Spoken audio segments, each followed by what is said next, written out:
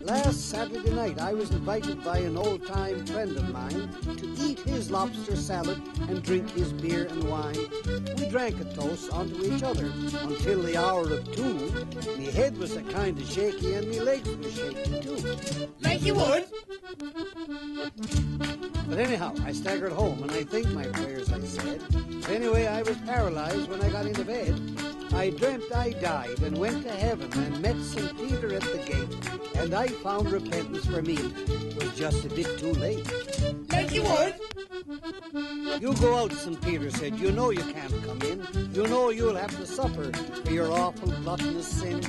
Just then I turned away to hide me grief and shame, and I saw St. Peter's clerk close by. He wrote "lost" above me name. Like you would? The next that came was an old maid. She was bound to have her say, and she addressed St. Peter in a peculiar sort of way. "Oh, goodly Father Peter, I come to you at last, and one request I ask of you, if you would let me pass." Like you would? "Oh, blessed Father, please, oh, won't you let me in and give me a nice little place to myself, away from those naughty men." "You go out," St. Peter said. "No angels have grey hairs. You got no sons nor daughters, so you can't come in here." Like you would? The poor old maid, she turned away forever to repine. Like me and all the rest of us, she entered in the line. Now next there came was Paddy, yes, a son of old Aaron's Isle. And he addressed St. Peter with a loving, gracious smile. Like you would? "Position yourself, St. Peter, you're looking so nice and sweet. Open the door and let me in and show me to me seat." "Oh, no, me boy. Your case, like the rest, must be tried. You have to show a pass for it before you get inside." Like you would? "Hurry up, St. Peter, oh, for supper I'll be late." He then took off his old slouch hat and threw it inside the gate. "Go get that hat," St. Peter said, "you sacrilegious slouch." Pat ran in and closed the gate and locked St. Peter out. Like you would? It was through the keyhole, Paddy cried. "I'm skipper now, you see. Now I'll give you the keys, St. Peter, if you'll set old Ireland free." And when I awoke, my head was jammed between the bed and wall. My feet were tangled in the quilts, 'cause those lobsters done it all. Like you would? Like you would. That's it, see, right? It's how you can do, you know. Yeah! I dies at you.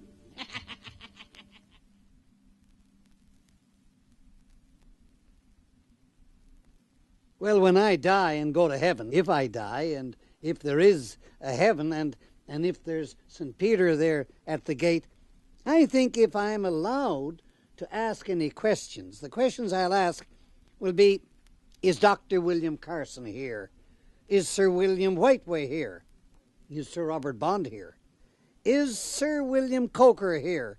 And Sir Richard Squires? And then, if Greg Power has died before me, I want to know if he's there.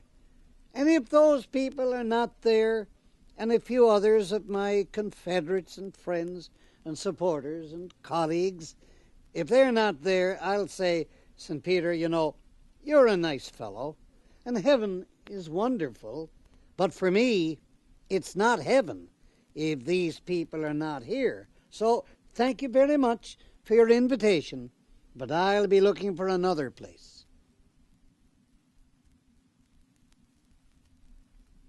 We went out to a place from Cornerbrook, a place called Summerside on the other side of Humber Arm in Bay of Islands. There were 3 of us who went out, Jim Penny and Mike Foley and myself. For the Liberal Party we went in a general election, and when we got there, the school hall was jammed full of people, and we had arranged that Jim Penny was to speak first, and he was to be followed by Mike Foley, and it was to be wound up by me because I was supposed to be the good speaker.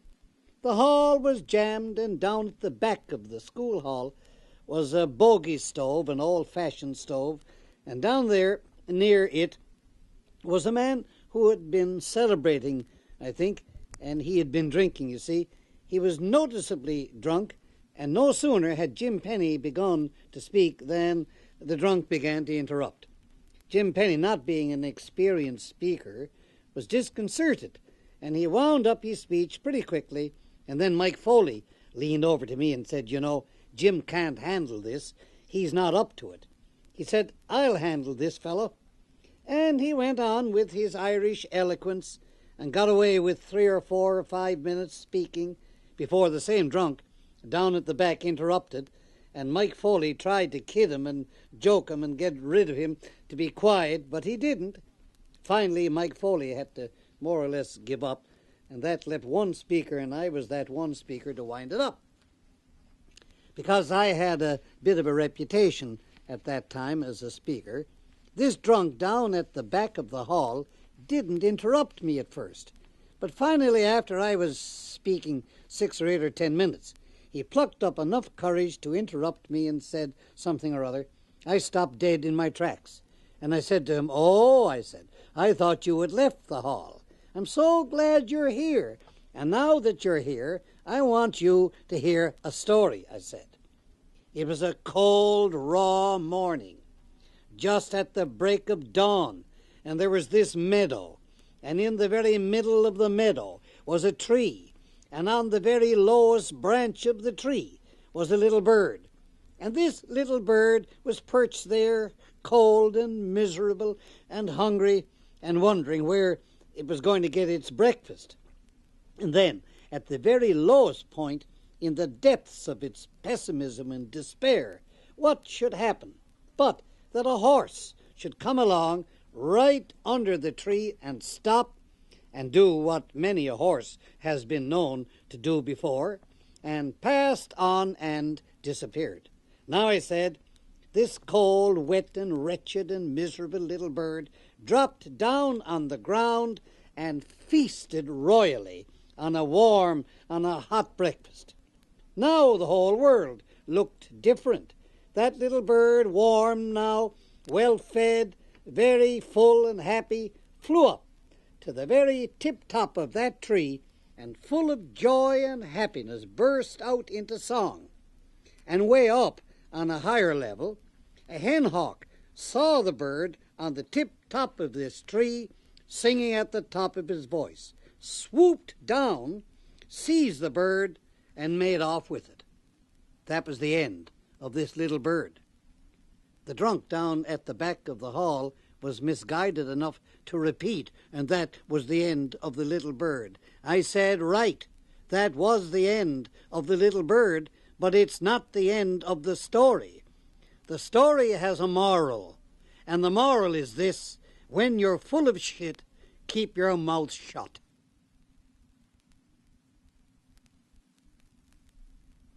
Since we became a province of Canada, which is now just over 30 years, I was there myself for 23 of those 30-odd years as Premier of the province.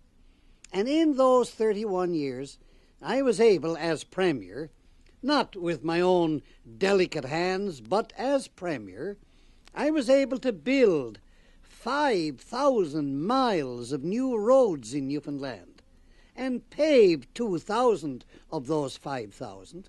I was able to build 1,000 new schools, and I was able to build a great new university, one of Canada's best and biggest today, and the College of Technology, and the College of Fisheries and Navigation, and 18 new trade schools, vocational and trade schools.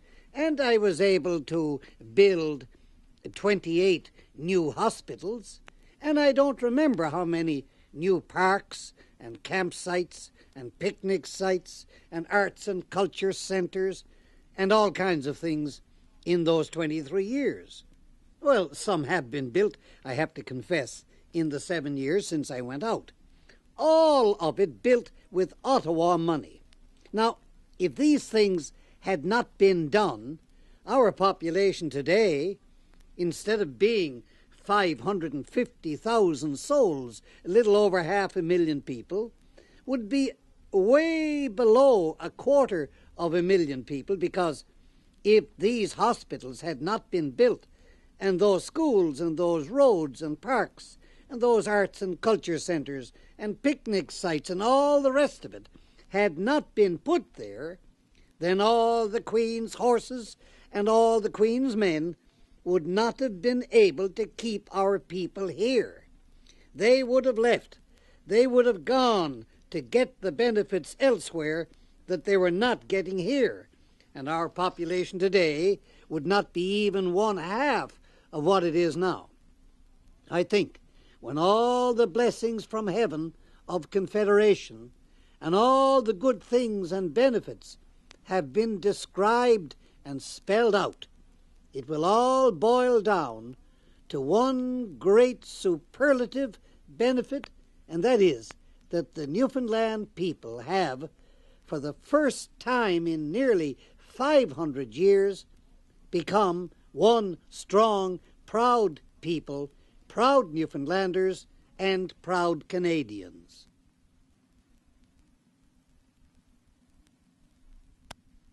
I have had many men who disagreed with me, who disagreed violently, who disagreed ardently, who disagreed sincerely, and I would say that the man who disagreed most with me was one who disagreed not on intellectual grounds at all, but on grounds of personal ambition.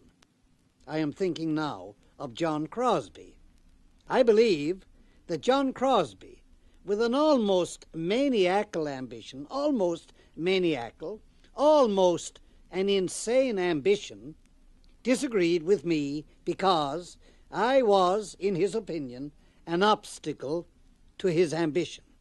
I stood in the way of his achieving his ambition, and so long as I stood in his way, he was almost diabolically opposed to me.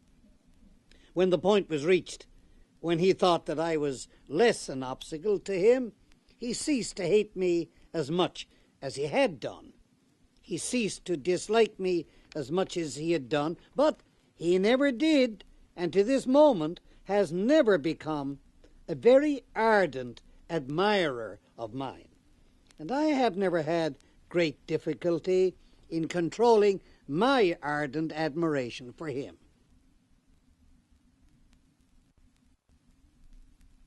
I have received many hurts, many bruises, not to my body, but to my spirit, many bruises indeed. These bruises always were lies, or if not lies, certainly falsehoods, and I have had many untruths said about me that hurt me and bruised my spirit. That I advised the fishermen to burn their boats, that did bruise my spirit. That I had declared that I would provide 2 jobs for every man, and that bruised my spirit. Things of that nature hurt me. They hurt my spirit. They didn't stop me. They didn't prevent my going forward, but they did hurt me. There was a third hurt that never hurt me so very much. The attacks on me because of my policy, my philosophy of centralization, of relocation.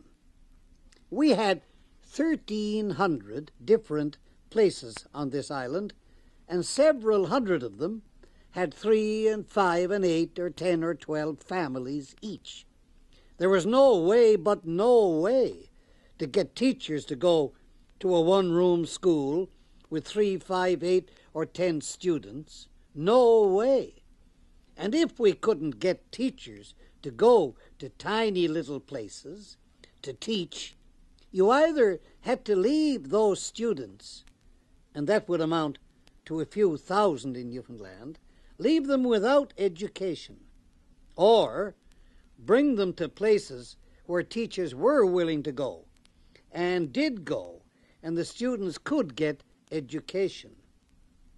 This meant centralization of population.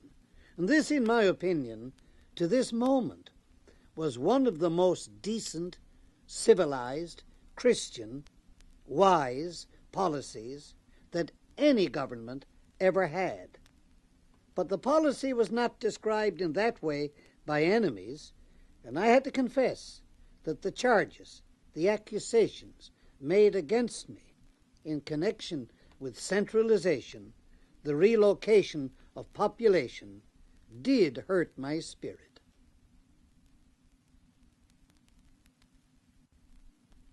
If I were talking to the people of Newfoundland, I would say to them that they should be damned to hell if they didn't remember with pride and with joy the greatness of their forefathers for 500 years, that they would be low trash, they would be hardly fit to talk about, hardly fit even to mention, if they failed to remember the greatness, the fortitude, the courage, the incredible, the unbelievable patience and sacrifice of their forefathers.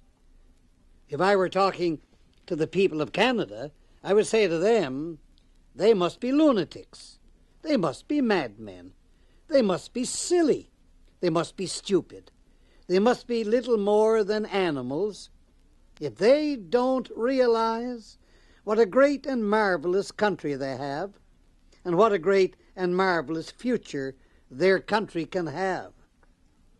If I were talking to the world, I would say to them, all the experience of 1,000,000 years should teach them that the shedding of blood on a big scale, as for example in World War II or World War I, or a more terrible example, World War III, when it comes, that the shedding of blood really settles nothing. That is not the answer. It's not the solution. They've got to find a way to settle the disputes, their differences, their arguments, their quarrels, short of atomic or hydrogen bombs.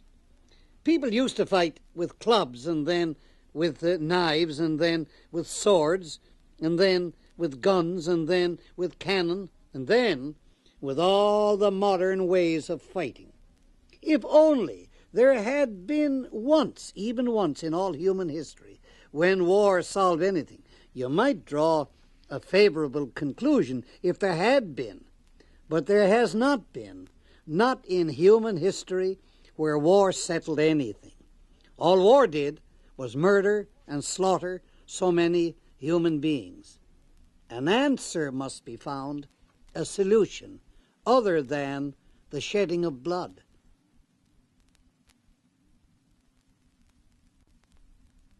The saddest day of my life would be the breakup of Canada.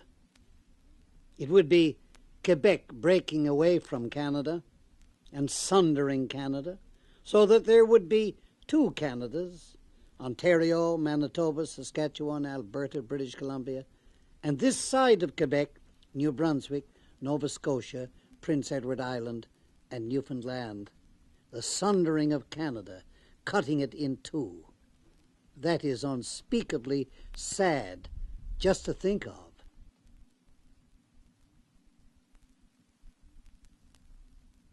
After Confederation came, and the family allowance began to be paid out all over the island, an inspector of the Canadian government, who was going around calling on the people to make sure that the family allowance was being used for the proper purpose, meant for the children, you see, called on this woman who had 12 children and was getting $70 or $80 a month family allowance check. He asked her what she was doing with the money, and she said she was spending it. He said, how? And she said, the children. And he said, every cent of it? And she said, a little hesitantly, well, yes. He said, are you sure now? Every cent of it? She said, well, nearly all of it. Well, hold on now, he said. According to the law, you have to spend every cent of it on the children. Are you spending every cent of it on the children? She said that she was spending nearly all of it on the children. He said, you're supposed to spend all of it. What are you doing with the rest of it? Well, she hesitated, and he said, now look, come on with the truth, because you see he had heard what she was doing. He said, isn't it a fact that you're spending some of it on liquor? And she looked a little surprised at that question, And she said, "What do you mean?" And he said, "Are you spending any of this money on liquor?" Well, she said, she was spending very little of it on liquor. He said, "How much are you spending?" She said she spent $2.40 every month on a bottle of rum. He said, "You know that's against the law. You can't do it. It's absolutely against the law. And if you don't stop it, we're going to have to do something about it." And she said she only spent $2.40 every month. She bought a bottle of rum for him. Him, of course, would be the husband. He said, "Look, you can't do it. It's against the law. You can't spend any money on anything except the children." And she sort of gathered up her courage and said, "Well, every month I buys a bottle of rum for him, and I'm going to keep on doing it because," she said, "remember, if it wasn't for him, I wouldn't have they."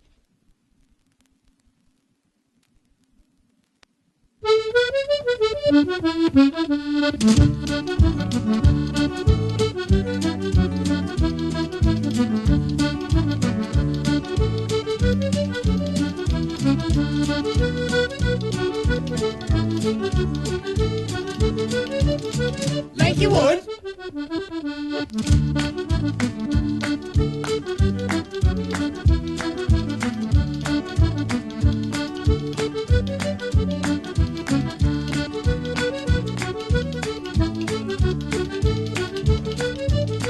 Like you would.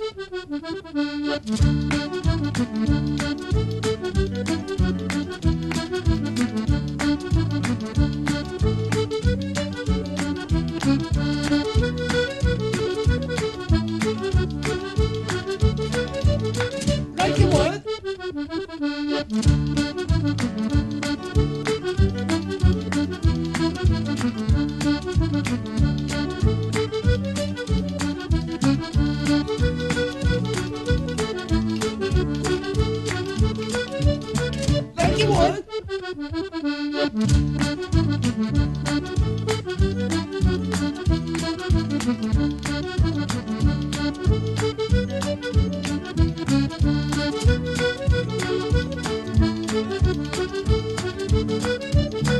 Like you would. Like you would.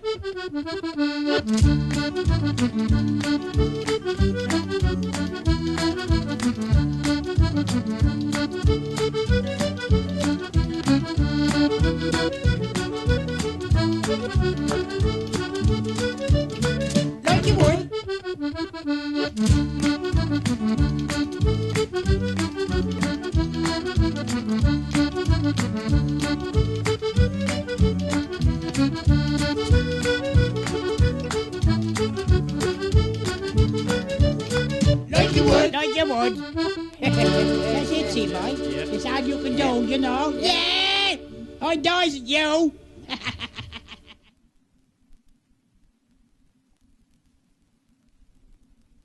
If I were forced to make a choice of the most beautiful part of Newfoundland and to say who were the most beautiful people of Newfoundland, then I would be forced to make one of the most difficult choices that a Newfoundlander can make. We have so many beautiful parts of Newfoundland, so many dramatically and spectacularly beautiful parts.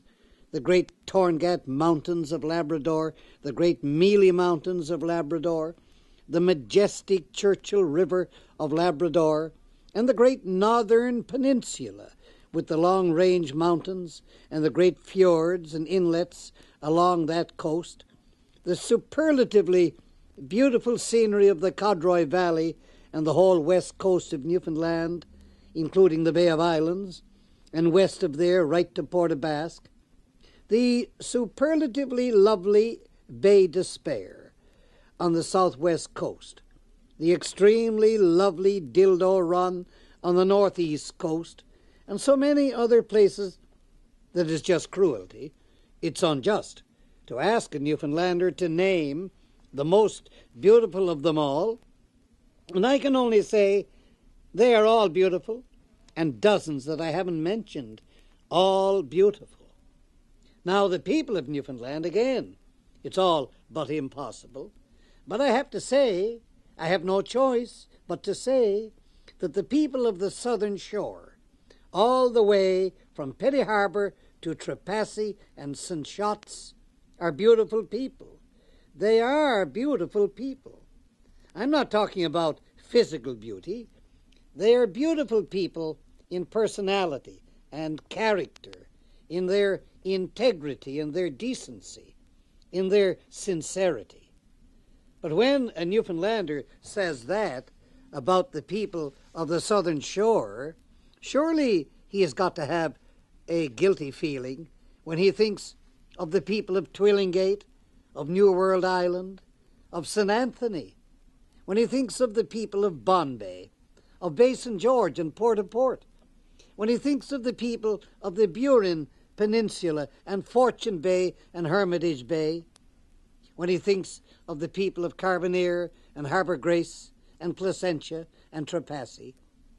How does he go about making a decision that these people are more beautiful than those people? There's just no way to do it.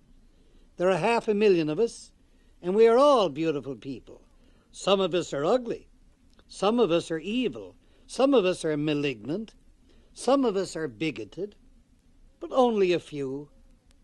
Overwhelmingly, we are a beautiful people.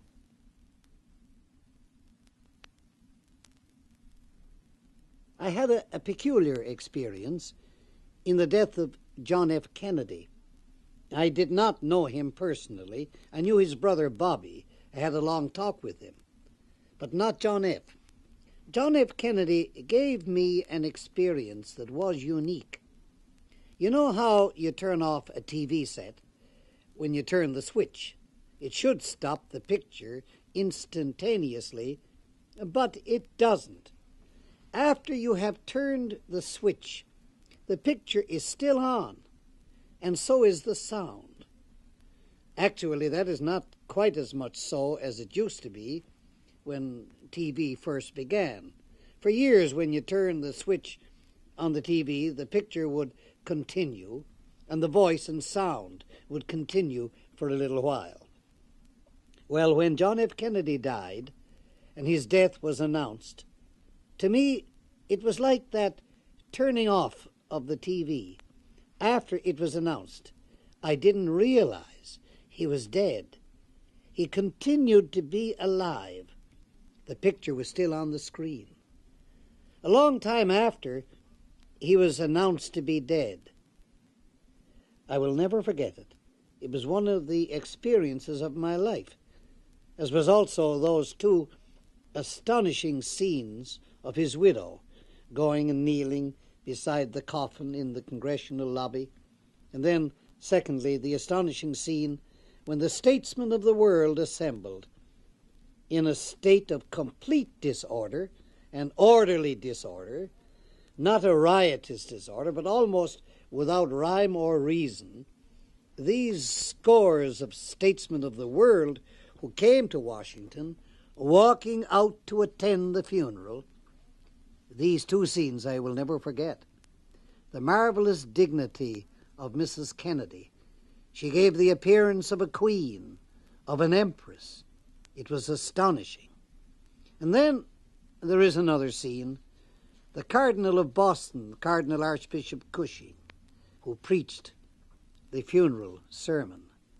The anguish of his voice is something I will never forget. The death of John F. Kennedy was something that touched the conscience of all the people of the world, all mankind.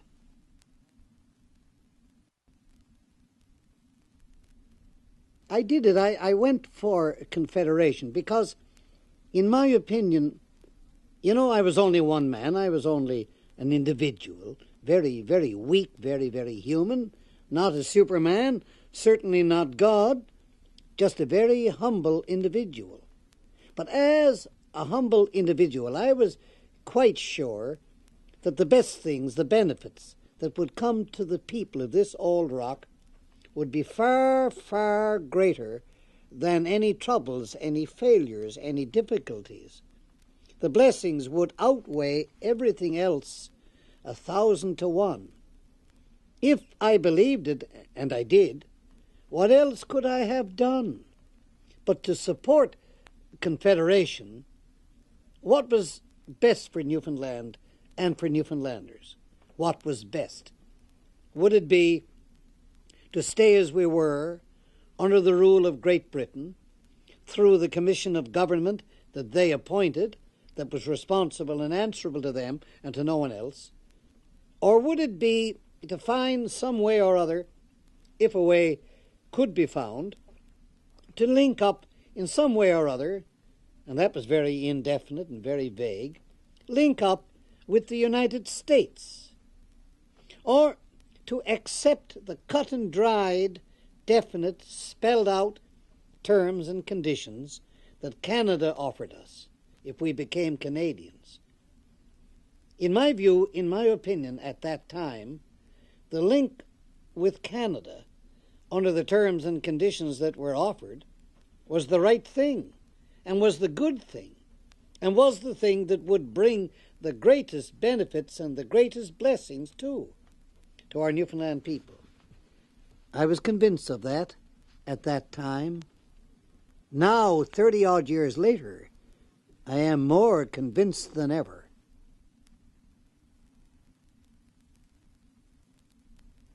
Well, I was myself a mad, crazy, almost insane Newfoundland nationalist.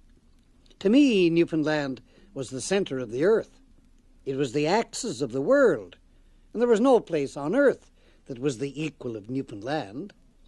Now, I would hope that every Scotsman feels that way about Scotland, and every Irishman feels that way about Ireland, and every Welshman about Wales, and every Frenchman about France, and that all the people all over the world feel that way about their own country, because anything else is unnatural and wrong. That's the way I felt about Newfoundland. But if you love your native land, if you love it, if you have a passionate love of it and devotion to it, if it is the center of earth for you, then unless you are a fool, unless you are a jackass, you will seek the future course that is best for your people and for your country.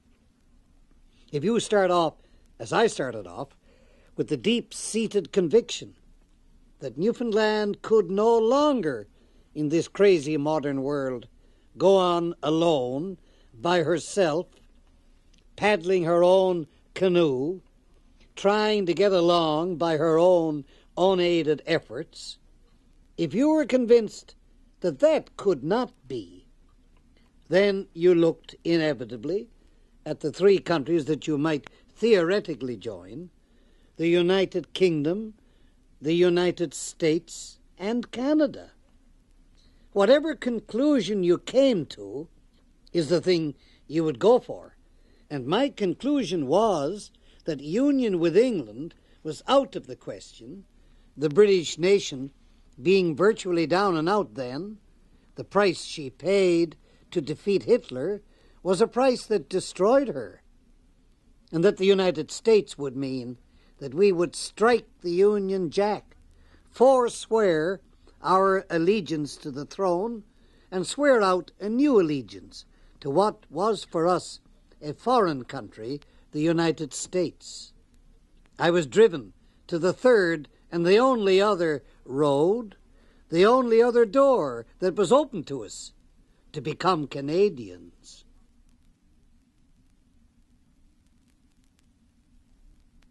I met Winston Churchill for the first time by arrangement made for me by Lord Beaverbrook.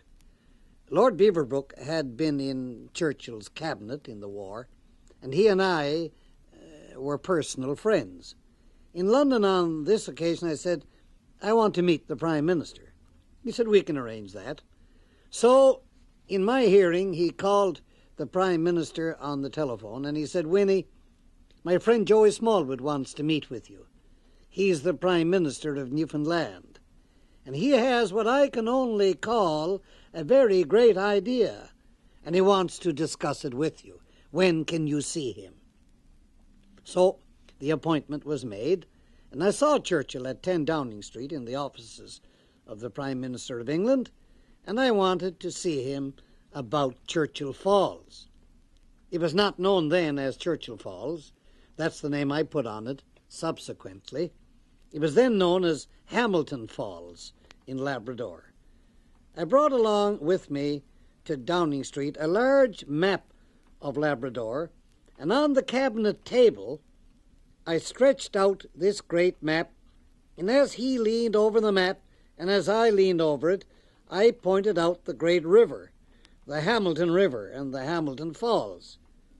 He didn't know then, nor did I, that it would come to be known as Churchill River and Churchill Falls. I outlined to him my idea that British capital, British skill, British experience, British know-how should come into Labrador and develop a great new British empire. Churchill was terribly impressed. He said, "This is a great imperial concept." And then he corrected himself, "And I don't mean imperialist." You see, there was an accusation against him that he was an imperialist, and imperialism and imperialists were in pretty bad repute throughout the world just then. He became my first convert to the idea of vast development in Labrador.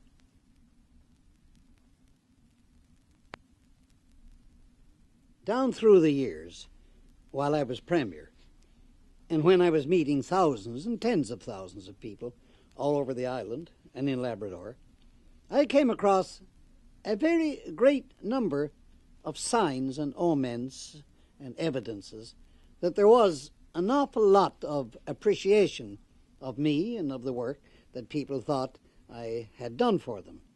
Of course, I can never forget the stories of the women who died insisting that a photograph of me should be buried in the coffin with them.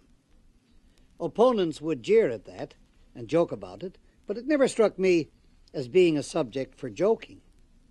I was always deeply moved by it, because however naive and however simple the women who wanted that done were, there was no doubt at all about the sincerity of it. When I would go down and cut the ribbon to open a new road, a road that brought a settlement from hundreds of years of isolation to connection with a road network, and men dropped on their knees and kissed my hand, I never thought this was funny. I never thought it was ridiculous, and I was always deeply moved by it, because I understood the spirit of the man who, when the road was punched through from some distance away into his settlement, dropped and kissed the very ground that had been opened up by the bulldozer. I understood it. I understood the feeling. I understood the reaction that came from 100, 200, 300 years of isolation in that very settlement. I have never failed to understand and to appreciate profoundly, with very deep emotion, those signs and evidences of gratitude and appreciation in our people. When all is said and done, doesn't every public man appreciate any evidence he ever gets that people do appreciate what he has tried to do for them?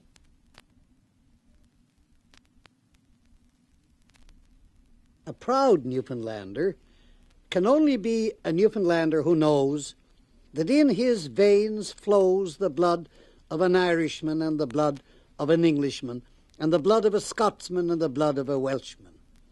A proud Newfoundlander is one and the only one who knows of the marvelous 500-year history of this island. A proud Newfoundlander is one who knows that for hundreds of years his forefathers toiled and struggled, and in spite of adversity and misfortune, persisted, survived, stayed here, and built a home. A proud Newfoundlander today is a Newfoundlander who knows that of all the people of North America, Canada, the United States. It's the people here who are the true pioneers of this continent. Such a proud Newfoundlander is among the prize people of North America.